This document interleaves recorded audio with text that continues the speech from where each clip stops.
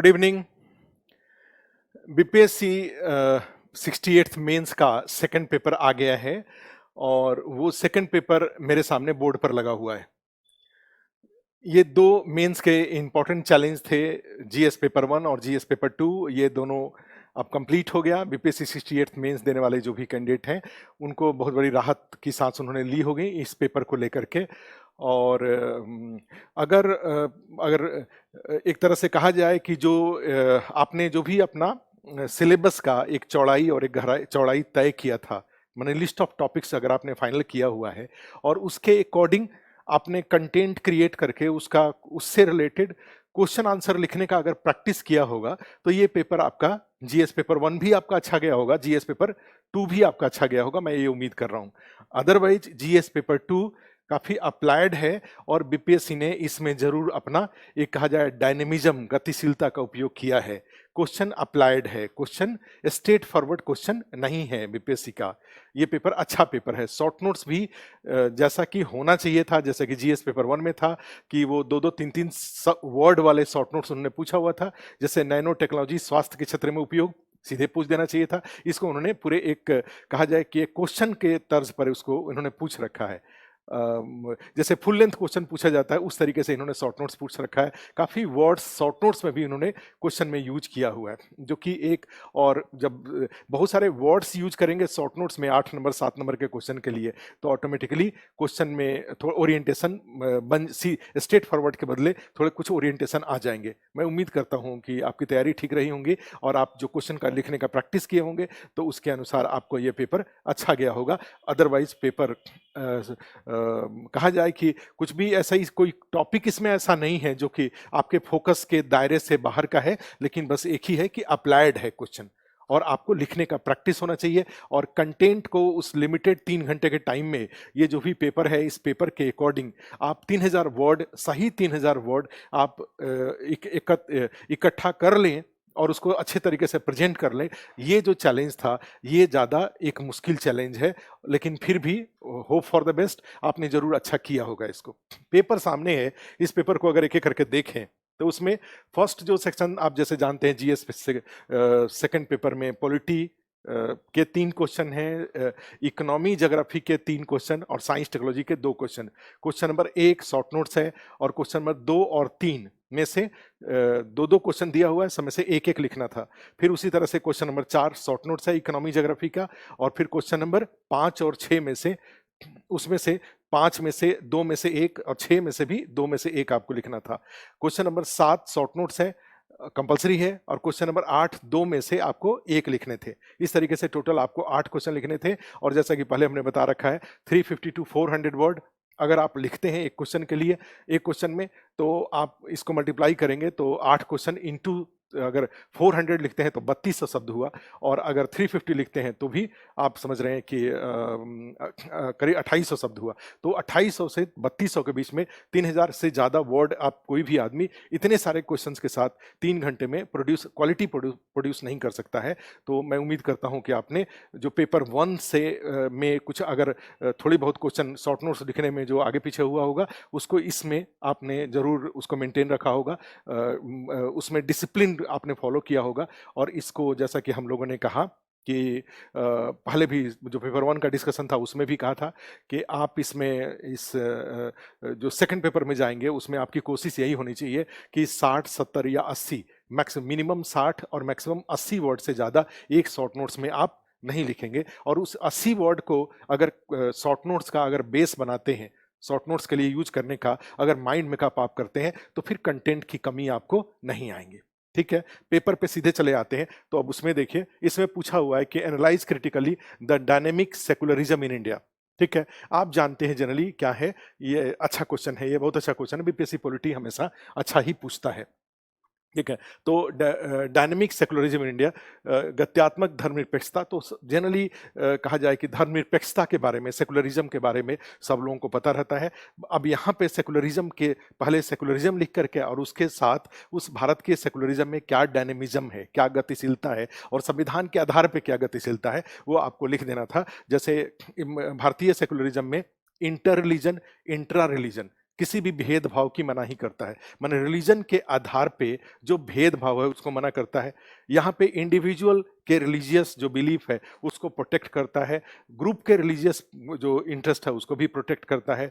साथ में इसमें जाएंगे तो इंट्रा रिलीजन, एक धर्म के अंदर पुरुष महिला में जो भेद है उसको भी प्रोटेक्ट करता है, उसको भी रोकता है, मना करता है, पुरुष महिला के आधार पर कोई भेदभाव नहीं होने चाहिए। तो इस तरह से इंडिया में आपका रिलीजियस बिलीफ का अधिकार है, लेकिन उसके बावजूद सकारात्मक दिशा में इसके उपयोग का जो दिशा है वो संविधान ही हमें देता है, ठीक है। और जो भी जैसे मान लीजिए माइनॉरिटीज हैं, माइनॉरिटीज का जो रिलीजियस बिलीफ है या जो उनका कल्चरल है उसके अकॉर्डिंग आर्टिकल 29-30 का भी प्रोविजन किया हुआ है। तो आपको इस तरीके से अब यहाँ पे अगर ये जो आज की डेट में जैसे कम्युनलिज्म, ये जो डायनेमिक सेकुलरिज्म का मतलब कम्युनलिज्म नहीं होता है, डायनेमिक सेकुलरिज्म का मतलब मीनिंग ऑफ सेकुलरिज्म, और भारतीय संविधान में जो इस डायनेमिज्म जो सेकुलरिज्म में जो पॉजिटिव ओरिएंटेशन है, जो भी सामाजिक सांस्कृतिक जो कुरीतियां हैं उनको दूर करने के लिए उसको लिख करके आप इस शॉर्ट नोट्स को कंक्लूड कर सकते थे। अदरवाइज जाएंगे, सेकंड में जाएंगे, भारत में क्षेत्रीय राजनीति अपनी भूमिका निभाती है कैसे, regional politics plays its role in India explain. दो पार्ट में इसको बांट दे, रीजनल पॉलिटिक्स है माने आप जाएंगे तो माने चुनाव, देश में जो चुनाव की राजनीति है तो उसमें क्षेत्रीय दलों की भूमिका है, और ये क्षेत्रीय दलों की भूमिका को आप डिफाइन कर सकते हैं, क्षेत्रीय दल का क्या मीनिंग होता है, ठीक है। जो ऐसे ऐसे दल जो एक या दो राज्यों में अपना प्रभाव रखती हैं और वो चुनाव प्रक्रिया में भाग लेती हैं उससे, और फिर उसके जो रोल है, भूमिका है, उसको दो पार्ट में, सकारात्मक भूमिका और लिमिटेशन। सकारात्मक भूमिका में यही आता है कि ये जो रीजनल पार्टीज हैं वो रीजनल पार्टीज रीजनल एस्पिरेशंस को अच्छे से पूरा कर पाती हैं, जो लोकल जो रिक्वायरमेंट है उसकी उनकी बेहतर समझ होती है, और साथ में जब केंद्र में मिलीजुली सरकारों में इनकी भागीदारी होती है तो वो जो रीजनल एस्पिरेशन है, रीजनल जो एक्सपीरियंस है उसको वो केंद्र में ले आती हैं, और केंद्र की राजनीति को प्रभावित करके फिर अपने क्षेत्र विशेष के लिए या जो रीजनल रिक्वायरमेंट्स है उसके अनुसार राज्य केंद्र की सरकार की नीतियों को वो प्रभावित करती हैं सकारात्मक रूप से। और फिर लेकिन निगेटिव होता है कि ये रीजनलिज्म को भी इससे बढ़ावा मिलता है, और जो कहा जाए एक तरह से कई मामलों में ये रीजनलिज्म कई बार सेपरेटिज्म तक पहुंच जाता है। तो ये इसका, तो इसलिए देश में जो मुख्य रूप से ओवरऑल जो माना जाता है कि देश में राष्ट्रीय दलों की भागीदारी होनी चाहिए, लेकिन कई कारणों से पिछले दिनों में क्षेत्रीय दलों की भूमिका है, और क्षेत्रीय दलों को कंक्लूजन पॉजिटिव ही होना चाहिए, कंक्लूजन निगेटिव इसमें नहीं होता है। बहुत सारी रीजनल पार्टीज है, एग्जाम्पल भी उनका आप उपयोग कर सकते हैं, ठीक है। इसमें जाएंगे तो जो सी है, भारत के संविधान में सकारात्मक निर्देश, देश में सामाजिक आर्थिक लोकतंत्र के एक चार्टर के रूप में डायरेक्टिव प्रिंसिपल का किस तरह से सामाजिक आर्थिक लोकतंत्र, सामाजिक आर्थिक राजनीतिक लोकतंत्र की स्थापना के लिए काम करता है, उसके बारे में पूछ रहा था ये। देखे डी में जाएंगे, भारत के सर्वोच्च न्यायालय के न्यायिक पुनर्विलोकन, सीधा सीधा क्वेश्चन था, जुडिशियल रिव्यू का जो सुप्रीम कोर्ट का जो राइट है, अधिकार है, उसके जितने आधार पे उसके जुडिशियल रिव्यू उसके द्वारा किया जा सकता है, उसको लेकर के बिहार में पिछले दशकों में अपनी राजनीतिक संस्कृति में सुधार देखा है, उदाहरण दीजिए, ठीक है। तो बिहार पिछले दशकों की बात कर रहा है, Bihar the witness the improvement in politics culture in last decades, give example. तो इसमें आता है कि जैसे दो तीन बातों पे अगर आप फोकस करते हैं, जैसे रोल ऑफ कास्ट कम हुआ है, ये जरूर बोलेंगे, क्योंकि माननीय मुख्यमंत्री जी जो वर्तमान नीतीश कुमार जी हैं, आप जानते हैं कि उनके जाति के लोगों की संख्या काफी कम है, ये कई बार हमने बोल रखा है, और लेकिन वो पीछे 15 साल से वो चुनाव राज्य की राजनीति के मुख्य चेहरा रहे हुए हैं। इसका मतलब उनके विकास का, उनको विकास पुरुष के नाम से जाना जाता है, इस तरह की बातें। अर्थात ये भले ही ये देखने में लगता है कि जाति जब बिहार में जाति नहीं है, लेकिन उसके बावजूद आप इसको, इस ओरिएंटेशन को लिखेंगे। साथ में जो free fair and transparent election Bihar में हो रहा है, कोई जो आंदोलन के दौरान हिंसात्मक घटनाएं बिल्कुल घट गई हैं, कम हो गई हैं, ये भी हो रहा है। विभिन्न राजनीतिक दलों द्वारा जो भी चुनाव होता है उस चुनाव के परिणाम को सकारात्मक रूप से स्वीकार किया जाता है, ये भी एक पॉजिटिव, इसमें पॉजिटिव भूमिका है। तो इस तरह की बातों को इसमें लिखने की जरूरत है। उसके बाद जाएंगे तो इसमें क्वेश्चन नंबर 2 जो था, क्षेत्रीय परिषदों के अंतर्गत राष्ट्र में, ये क्षेत्रीय परिषद आप जानते हैं कि ये इसका प्रोविजन है, और इस जो 1956 रीऑर्गेनाइजेशन, जो स्टेट रीऑर्गेनाइजेशन बना था, उसी में क्षेत्रीय परिषदों के लिए ईस्टर्न, वेस्टर्न, नॉर्दर्न, साउदर्न, इस तरह के क्षेत्रीय परिषद और उसके कार्य के बारे में पूछा हुआ है। हम लोग टेस्ट सीरीज में इस तरह के क्वेश्चन पूछे हुए हैं। दो में से, अब इसमें से दो में से एक लिखना था, तो मान लो ये अगर क्षेत्रीय परिषद अगर आपके फोकस में नहीं रहा होगा तो आप देखेंगे तो जाति, ये जो बी है, बी वाला क्वेश्चन जाति राजनीति, आप समझ रहे हैं ये तो बड़ा फेमस ही बिहार का पेट क्वेश्चन है, उस तो पूछा जाता है जाति राजनीति, तो ये पूछा हुआ है, तो आप इसको अगर ए नहीं लिखते तो बी लिख करके लिख सकते हैं आराम से।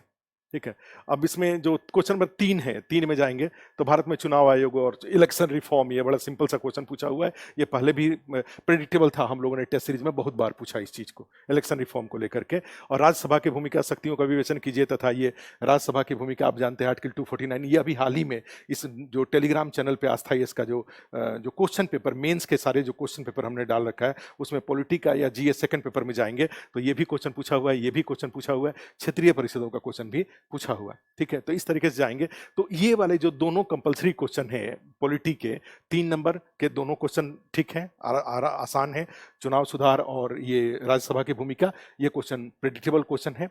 और यहाँ पे जाएंगे तो ये दो में से क्षेत्रीय परिषद अगर आपके फोकस में नहीं था तो जाति राजनीति वाला क्वेश्चन आपके फोकस में है, तो यहाँ से दोनों क्वेश्चन नंबर 2 में से एक लिखना था और क्वेश्चन नंबर 3 में से एक लिखना था, ये क्वेश्चन दोनों क्वेश्चन आपके लिखा रहे हैं।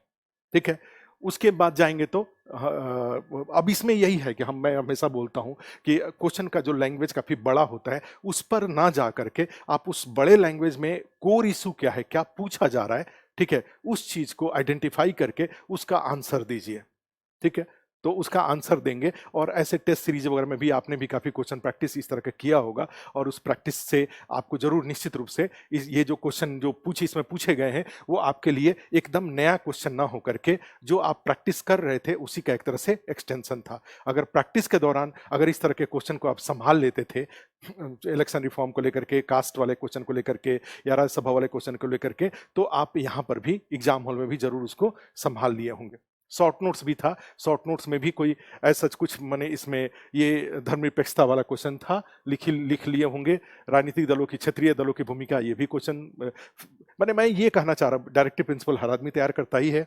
जुडिशियल रिव्यू, जुडिशरी काफी चर्चा में रहा है, आपने जरूर पढ़ा होगा। ये वाला बिहार में पिछले दशकों में ये एक अप्लाइड क्वेश्चन था, ये क्वेश्चन एज सच प्रेडिक्टेबल नहीं है। ठीक है, लेकिन चुनाव सुधार, तो उसमें बिहार में चुनाव सुधार भी आता है, क्या चेंजेज हुए हैं, आपको यहां पर अपने एक्सपीरियंस को यूज करने की जरूरत थी। तो पेपर जो पॉलिटी वाला पेपर है वो कहा जाए कि इसको बहुत डिफिकल्ट क्वेश्चन नहीं कहा जाएगा। हाँ, 3 घंटे के प्रेशर में इस क्वेश्चन को 350 टू 400 वर्ड्स में बड़े वाले क्वेश्चन को और 70 से 80 वर्ड में जो शॉर्ट नोट्स है उसको लिख लेना एक चैलेंजिंग काम है। ठीक है, लेकिन भाई आपको एसडीएम बनना है, डीएसपी बनना है बिहार में, तो आप जरूर इन जो चैलेंजेज हैं उसको फेस कर लिए होंगे। ठीक है, आप अब इसमें जाएं, सेकंड जो सेक्शन है, जो सेक्शन 2 है, सेक्शन 2 में जाइए, इकोनॉमी और ज्योग्राफी वाले क्वेश्चन है, तो इसमें जाएंगे तो इसमें इन्होंने इस बार क्या किया है, इकोनॉमी ज्योग्राफी दोनों को बैलेंस बना रखा है। राष्ट्रीय लॉजिस्टिक पॉलिसी 2022, प्रधानमंत्री गति शक्ति, हमने बजट, सेंट्रल गवर्नमेंट का जो बजट है उस बजट में बार बार खोल करके, जब क्लास में जब पब्लिक फाइनेंस वाला टॉपिक कराया है, राज्य का बजट और केंद्र के बजट और उसकी मुख्य विशेषताएं जो अभी थोड़े दिन पहले ही कराया था, तो उसमें ये सब चीजें आती है, पीएम गति शक्ति, उसी के नीचे सेंट्रल लॉजिस्टिक इस बार के बजट में था, लॉजिस्टिक पॉलिसी, और उसमें आता था कि सारे सिस्टम को एक साथ जोड़ करके, और कोई आदमी अगर अपना घर से उसका सामान उठा के ट्रेन से लेकर के उसके एड्रेस तक पहुंचाने के लिए जो लॉजिस्टिक डेवलप के जो to integrate all mode of transportation to deliver the goods of consumers, एक ग्राहक है उसके उत्पाद को उसके घर से लेकर के जहां भेजना है वहां तक की सारी जिम्मेवारी एक साथ कर ले ली जाए और इंटीग्रेटेड, इससे लागत वगैरह कम हो जाएगा। ये लॉजिस्टिक पॉलिसी 2022 आया, पीएम गति शक्ति के तहत इसको डिक्लेयर किया गया था। ठीक है, शॉर्ट नोट सामने, मैंने सामने का था, ये ऐसा नहीं था कि ये इनविजिबल टॉपिक नहीं है, ये विजिबल टॉपिक है। अटल इनोवेशन मिशन, हम नीति आयोग की जो जब नीति आयोग की उपलब्धियों की समीक्षा हम लोग एक टॉपिक करते हैं, उसमें नीति आयोग की उपलब्धियों की समीक्षा में ये वाला पोर्शन करते हैं। ये जो मेंटोर इंडिया, अटल इंक्यूबेशन सेंटर्स, अटल टिंकरिंग लैब और ये सब चीज जो इसमें किया जाता है, सामने का टॉपिक था ये शॉर्ट नोट्स। और 70 वर्ड लिखना था, 70 वर्ड तो 70-80 वर्ड इसमें लिखना था, उतना आपको यहाँ से मिल जाएगा। नीति आयोग की योजना है अटल इनोवेशन मिशन, और उसके तहत किस तरह से देश में नवाचारों को बढ़ावा देने के लिए to promote innovation in India, किस तरह से इस स्कीम का नीति आयोग के द्वारा उपयोग किया जा रहा है, और किस तरह से स्कूल के लेवल पर और जो उच्च जो हायर एजुकेशन है वहाँ पे जो अटल टिंकरिंग लैब या अटल ये इंक्यूबेशन सेंटर्स वगैरह बना करके इनोवेशन को प्रमोट करना इसका। तो ये क्वेश्चन था, ये शॉर्ट नोट्स था, लिखा जाएगा। बिहार में नगरीकरण के स्तर पर चर्चा कीजिए, ज्योग्राफी का क्वेश्चन आ गया। ज्योग्राफी का शॉर्ट नोट्स है, अर्बनाइजेशन में क्या स्थिति है आप जानते हैं, सब डेटा आपको याद होगा कि किस तरह से बिहार में जाएंगे तो 12%, ठीक है, 12% का सबसे कम नगरीकरण वाले राज्यों में से बिहार है, और उसका कारण पूछ रहा है। अभी लेटेस्ट भी देखेंगे तो 85% जो रूरल एरियाज है 15% ही बिहार में अर्बनाइजेशन है, उसके कारण वगैरह पे ये शॉर्ट नोट्स पूछा हुआ है। दूसरा है कि इसमें डी वाले में जाएंगे तो ये भी ज्योग्राफी का ही था। इसमें what Indian ocean deploy dipole moment explain लो related to the explain how it was related to the erraticity of monsoon और क्या क्या, ये तो ज्योग्राफी का क्वेश्चन था। उसके बाद जाएंगे तो रूरल अर्बन डिजिटल डिवाइड, ये हम लोग अब उसमें जब दूर संचार वाला करते हैं डिजिटल डिवाइड पर अभी इस बार भी करा रखा है किस तरह से भारत में ये जैसे भारत सरकार के जो इंफ्रास्ट्रक्चर वाला टॉपिक है उसमें जब दूर संचार कराते हैं तो दूर संचार में दो मुख्य चुनौतियां हैं, एक ब्रॉडबैंड और दूसरा डिजिटल डिवाइड को कम करना, और उसे इस पे एक फुल लेंथ क्वेश्चन भी पूछा हुआ है। ठीक है, अच्छी बात यह है कि इंफ्रास्ट्रक्चर का टेलीकम्युनिकेशन वाले पार्ट पर एक यहाँ पे पूछा हुआ है डिजिटल डिवाइड। ठीक है, भारत में ग्रामीण शहरी डिजिटल व्याख्या प्रभावों की चर्चा कीजिए, इसे कम करने के लिए सरकार द्वारा उठाए गए कदमों का आप जानते हैं कि जैसे भारत नेट कार्यक्रम चलाया जा रहा है जिससे कि गांव में भी हाई स्पीड इंटरनेट सर्विसेज का, डिजिटल कम्युनिकेशन पॉलिसी में गांव में 10 GB पे से स्पीड उपलब्ध कराना, गांव में जो कॉमन सर्विस सेंटर एस्टेब्लिश करना, ठीक है, ये सारी चीजें इसमें हो रही हैं ई में। और उसके बाद जाते हैं तो फुल लेंथ क्वेश्चन, जो इकोनॉमी वाले में ही फुल लेंथ क्वेश्चन की अगर बात करें तो इसमें देखिए, इसमें एक पूछा हुआ है, ये वाला क्वेश्चन नया क्वेश्चन है। जनरली इन्होंने क्या किया कि अदरवाइज हम लोग जो विदेश व्यापार ये पीटी वाले टॉपिक में कराते हैं कि जैसे विदेश व्यापार का टॉपिक दशा और दिशा, और उसमें होता है कि देश से निर्यात को बढ़ाने के लिए कौन कौन से उपाय, तो उन उपायों में विभिन्न प्रकार के क्षेत्रीय समझौते किए जाते हैं। ठीक है, जैसे सेपा किया जाता है, CECA, CEPA, free trade agreement, most favoured nation का, WTO का, सेज का, स्पेशल इकोनॉमिक जोन का, ये सारी चीजें इसमें की जाती हैं, ये सब के सब। तो ये टॉपिक एक कहा जाए कि जो मेंस का टॉपिक हम लोग पढ़ाते हैं तो उस मेंस के टॉपिक से ये हट के है, क्योंकि पिछली बार इकोनॉमिक्स में आपने देखा होगा कि जो भी क्वेश्चन पूछा हुआ था वो सारा बिहार से संबंधित था, एग्रीकल्चर से, इंडस्ट्री से, गरीबी बेरोजगारी से, या GST से, सब्सिडी से, नीति आयोग, योजना आयोग। इस बार ये वाला क्वेश्चन एक फॉरेन ट्रेड से रिलेटेड पूछा हुआ है कि 2022 में भारत के वैश्विक व्यापार संबंधों की जांच कीजिए, व्यापार बढ़ाने के लिए भारत द्वारा की गई विभिन्न पहलें क्या है, विभिन्न। एक्चुअली इस बार जो विदेश व्यापार नीति 2023-2028 आया है उसके बेस पर इन्होंने इसको क्रिएट कर दिया है, अदरवाइज मेन फ्रेम का टॉपिक ये नहीं था, ये हट के टॉपिक है ये। लेकिन हम लोग इसको करते हैं पीटी के इकोनॉमी के क्लास में करते हैं, मेंस के इकोनॉमी क्लास में इसको नहीं करते हैं, ये ऑनेस्टली एक्सप्लेन कर रहा हूं मैं। ठीक है, हाँ WTO जरूर करते हैं हम लोग, ठीक है, लेकिन इस तरीके से जो कहा जाए कि ये जितने एग्रीमेंट्स होते हैं, रीजनल इकोनॉमिक कोऑपरेशन एग्रीमेंट्स जितने भी होते हैं वो सब हम लोग नहीं कर, माने मेंस वाले क्लास में, मेंस के नोट्स में ये वाला क्वेश्चन नहीं मिलेगा। लेकिन फिर उसी में जाएंगे तो 5 का ए नहीं मिलेगा तो 5 का बी मिल जाएगा। ये बी हम लोग ये सारा डेटा भी कराते हैं और इसके कारणों को इंगित करिए और क्या कर दूर संचार को लेकर के ट्राई। ये 38 मार्क्स का है, थोड़े से आपको अपने सबसे तरफ से शब्द जोड़ने पड़ेंगे, अदरवाइज ये टॉपिक हम कराते हैं। तो 5 वाले में से 5 में से ए सीधे मेंस के क्लास नोट्स से नहीं मिलेगा आपको, लेकिन जो बी है वो इंफ्रास्ट्रक्चर वाले टॉपिक में जो दूर संचार कराते हैं वहां से ये चीज आपको मिल जाएगा। ठीक है, उसके बाद क्वेश्चन नंबर 6 ज्योग्राफी पे पूछा हुआ है, 2 में से 1 लिखना था। ये ब्लू इकोनॉमी के लिए, मछली पालन को बढ़ावा देने के लिए उस संदर्भ में है। और कच्चे माल के आधार पे देखो 12, 14 और 12 3 पार्ट में बांट करके इसको भी एक पूछा हुआ है। तो ये जो 6 नंबर क्वेश्चन है वो ज्योग्राफी का क्वेश्चन था, प्रैक्टिकल क्वेश्चन है। ज्योग्राफी अगर आपने पढ़ा होगा, इकोनॉमिक ज्योग्राफी अगर आपने पढ़ा होगा तो उससे इसमें से 2 में से कोई ना कोई क्वेश्चन आपको जरूर हो जाएगा। कच्चे माल के आधार पर बिहार को वन आधारित उद्योगों, ठीक है, वन आधारित उद्योगों में से दूसरा होता है कृषि आधारित उद्योगों। क्लियर है, कृषि आधारित उद्योग में जानते हैं कौन कौन से आ जाएगा। जैसे आप जाएंगे तो खाद्य प्रसंस्करण उद्योग आ जाएगा विभिन्न प्रकार के, उसी तरह से जाएंगे तो इथेनॉल का इथेनॉल पर आधारित उद्योग आ जाएगा। इसी के अलावा जाएंगे तो आपका जूट उद्योग बिहार में आ जाएगा। ठीक है, तो ऐसे कई सारे उद्योग जाएंगे। तो हम लोग क्लास में ये टॉपिक कराते हैं कि किस तरह से उद्योग में कृषि की भागीदारी, कई सारे टॉपिक वहाँ पे, कई सारी चीज़ों को लिखवाते हैं वहाँ पे। तो उस तरीके से ये पूछा हुआ है, कृषि आधारित उद्योग 14 नंबर का पूछा हुआ है। तो कृषि आधारित उद्योग में आप बिहार में कृषि की स्थिति और उस कृषि की स्थिति में और उद्योगों में कृषि किस प्रकार रॉ मटेरियल सप्लाई को कच्चे माल के आधार पर बिहार को वन आधारित उद्योगों, तो वन आधारित उद्योग में जाएंगे तो एक ही आता है लकड़ी। इसमें मेरे ध्यान में अभी जो आ रहा है उसमें आ रहा है कि लकड़ी आधारित उद्योगों को किस प्रकार बढ़ावा दिया जा सकता है, कागज उद्योग को किस प्रकार बढ़ावा दिया जा सकता है, ये मेरे ध्यान में आ रहा है। ठीक है, वन आधारित उद्योग अगर पूछ रहा है तो ठीक है। Divide the basis of raw materials divide Bihar into forest based industries, और फॉरेस्ट बेस्ड इंडस्ट्री में और क्या क्या आ सकता है मेरे ध्यान में अभी नहीं आ रहा है। लेकिन मैं ये जरूर है कि अगर जो वुड्स प्रोड्यूसिंग प्लांट्स, बिहार में 2 तरह के पौधे लगाए गए हैं, पेड़ लगाए गए हैं, एक फ्रूट्स प्रोड्यूसिंग और दूसरा वुड्स प्रोड्यूसिंग, लकड़ी उत्पादक पौधे और साथ में फल उत्पादक। तो लकड़ी उत्पादक जो पौधे हैं, ठीक है, उसमें से आप जानते हैं कि लकड़ी उत्पादक पौधों में जैसे शीशम होता है या सखुआ होता है, इस तरह के हो सकते हैं।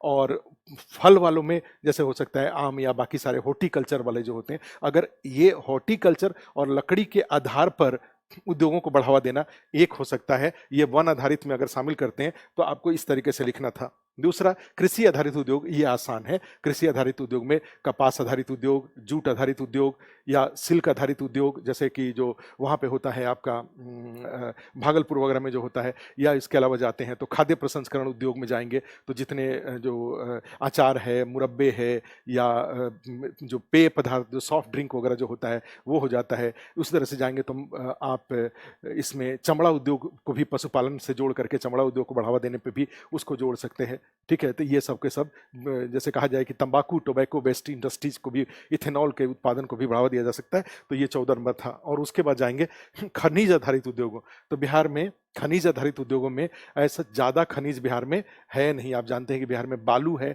और जो पायराइट्स वगैरह जो हैं कुछ कुछ उसके आधार पे, या जो पत्थर वगैरह भभुआ और उधर जो कैमूर वगैरह में जो पत्थर पाए जाता है उसके आधार पे, या छपरा में और आरा वगैरह में जो बालू पाया जाता है उसके आधार पे। तो बालू के आधार पे उद्योग कौन सा चल सकता है मेरे ध्यान में नहीं है, लेकिन अदरवाइज तो ये क्वेश्चन जो ये तीन पूछा हुआ है 12 14 12 का, तो ये जो खनिज आधारित उद्योग बिहार में की क्या संभावना है, ये आप इसमें बात बनाने वाली ही बात है। अदरवाइज ज्यादा कुछ मुझे ध्यान में नहीं आ रहा है। ये सेकंड वाला तो मेरे ध्यान में है, मैं क्लास में इकोनॉमी में करा रखा हूं इसको।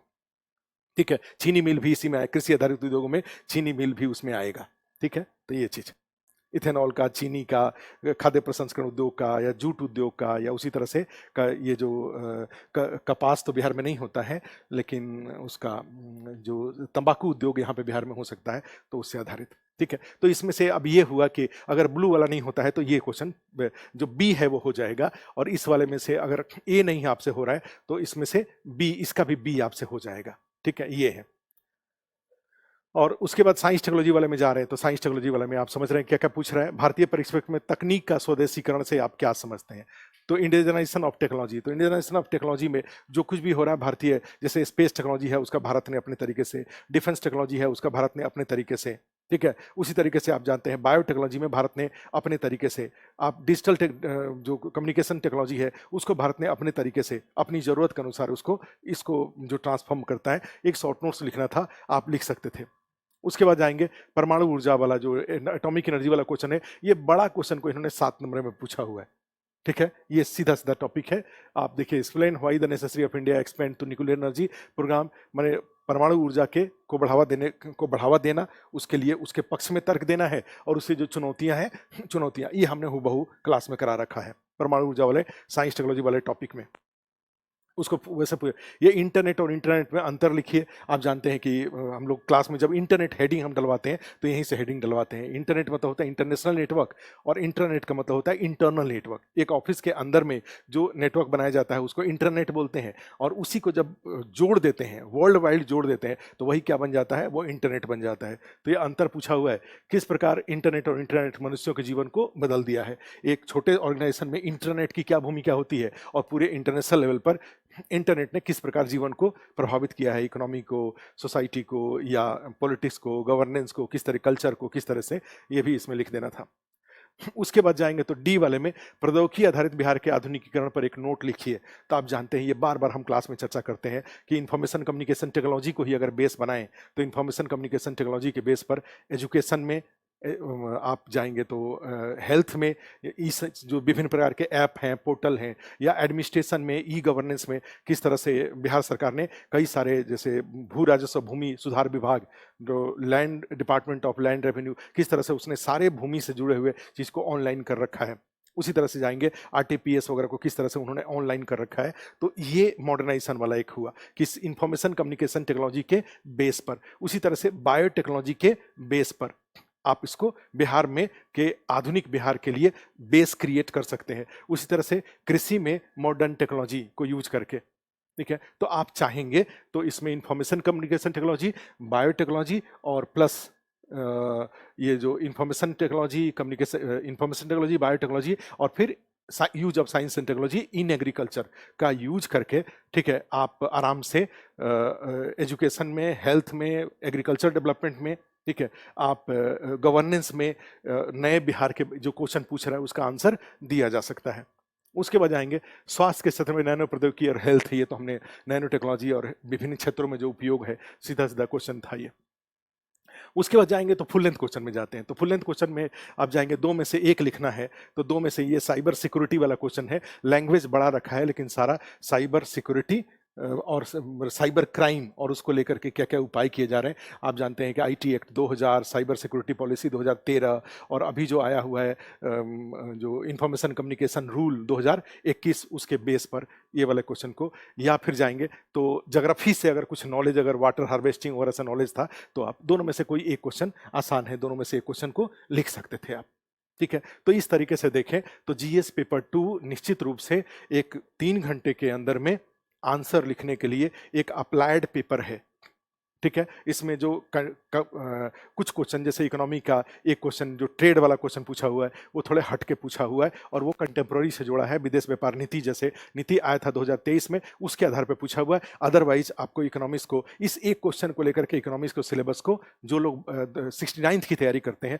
उनके लिए यह है कि आपको इकोनॉमिक्स के सिलेबस को बदलने की जरूरत नहीं है। इन्होंने क्या किया है कि बहुत सारी चीज़ों को, पूरे इकोनॉमिक्स को ही छोड़ दिया है, पूरा एग्रीकल्चर छोड़ दिया, पूरा इन्होंने ह्यूमन रिसोर्सेज छोड़ दिया, पूरा वो जो इंडस्ट्री छोड़ दिया, पूरा पब्लिक फाइनेंस छोड़ दिया, पूरा योजना आयोग, नीति आयोग छोड़ दिया और एक इंफ्रास्ट्रक्चर में से 2 क्वेश्चन उन्हें पूछ दिया। ये लॉजिस्टिक पॉलिसी वाला और टेलीकम्युनिकेशन वाला ये पूछ दिया, पीएम गति शक्ति और लॉजिस्टिक पॉलिसी 2022 पूछ दिया। एक बहुत छोटा चीज पूछा और एक थोड़े हट के क्वेश्चन पूछ दिया, ठीक है। जो फॉरेन ट्रेड वाला जो क्वेश्चन है उसको पूछ दिया है। लेकिन फिर भी लिखने वाले क्वेश्चन आपको देख रहा है, पॉलिटी में भी लिखने वाले क्वेश्चन है, इकोनॉमी में भी लिखने वाले क्वेश्चन आपको दिखाई दे रहे हैं। कुछ जगहों पे थोड़े शब्द कम पड़ेंगे तो आप अपने बाकी नॉलेज को यूज करके शब्द की जरूरतों को भर सकते हैं। साइंस टेक्नोलॉजी क्वेश्चन में ऐसा बहुत ज़्यादा डिफिकल्ट क्वेश्चन साइंस टेक्नोलॉजी नहीं है। जो सेकंड वाला पार्ट है वो ज्योग्राफी से हो रहा था, फर्स्ट वाला पार्ट ये साइबर सिक्योरिटी वाला जो क्वेश्चन है ये इंफॉर्मेशन कम्युनिकेशन टेक्नोलॉजी से हो रहा है। और बाकी जो शॉर्ट नोट्स है, एक नैनो टेक्नोलॉजी पे है, एक मॉडर्नाइजेशन ऑफ बिहार के आधुनिकीकरण तकनीक के आधार पर आपको विभिन्न जगह के नॉलेज को उपयोग करना था। उसके बाद इंटरनेट सीधा क्वेश्चन है। और फिर जाएंगे तो उसके बाद आपको ये परमाणु ऊर्जा वाला क्वेश्चन सीधा है। और उसके बाद यहाँ पे तकनीक का स्वदेशीकरण, ये भी आप अप्लाइड क्वेश्चन है, लेकिन आपके पास जो नॉलेज है उसके आधार पे 80 शब्द लिखना कभी ज़्यादा मुश्किल नहीं है, ठीक है। तो मेरे अनुसार फिर वही बात कंक्लूड फिर से बताऊं, पेपर अप्लाइड है, चैलेंजिंग पेपर है, लेकिन जो टॉपिक्स पूछा हुआ है उसमें से एक भी टॉपिक ऐसा नहीं है जो आपके आंख के सामने से नहीं गुजरा हुआ है। वो आंख के सामने से गुजरे हुए टॉपिक्स में से ही अप्लाइड क्वेश्चन पूछा है। आपने कितना, आपको कंटेंट पर कमांड है। जैसे हम क्लास में बार बार बोलते हैं कि जो सफल होते हैं वो 10% का 100% उपयोग करते हैं और जो असफल होते हैं वो 100% का 10% उपयोग करते हैं। ये पेपर 10% का 100% उपयोग वाला है। कई मामलों में सीधा सीधा भी है, जो जानते हैं उतना ही है। कई मामलों में कम जानकारी को ज्यादा करके लिखने की जरूरत की मांग कर रहा है एक पेपर। ठीक है, आपका पेपर अच्छा गया होगा। निबंध के लिए अब पॉजिटिव माइंड के साथ तैयारी करिए। कंपलसरी जो ऑप्शनल कंपलसरी है वो ज़्यादा चैलेंजिंग नहीं होगा। आप कोई भी अपनी साधारण जो किताब है जो पीटी के लिए, जैसे कोई पॉलिटिकल साइंस है तो पीटी के लिए जो आपका पॉलिटी का है उसको पढ़ जाइए, उससे वो 100 में से क्वालिफाइंग मार्क्स आपको आ जाएंगे। हिस्ट्री के लिए भी जो आपका पीटी का कोई नोट्स अगर आपने पढ़ रखा है उसको ही ठीक से 2-4 बार पढ़ जाइए, जाके क्वालिफाइंग मार्क्स आ जाएंगे। चेयरमैन साहब ने भी, अध्यक्ष जी ने भी कह रखा है कि वो जो पेपर होगा वो इतना डिफिकल्ट नहीं बनाया जाएगा जिससे कि आपका जो 3 कंपल्सरी है उसमें कोई कोई बाधा उत्पन्न हो। ठीक है? तो पॉजिटिव माइंड के साथ एसए को आप एग्ज़ाम दीजिए और उम्मीद करता हूँ कि आपका एग्ज़ाम अच्छा गया होगा और हम लोगों की तरफ से, पूरे आस्था इसकी टीम की तरफ से ऑल द बेस्ट।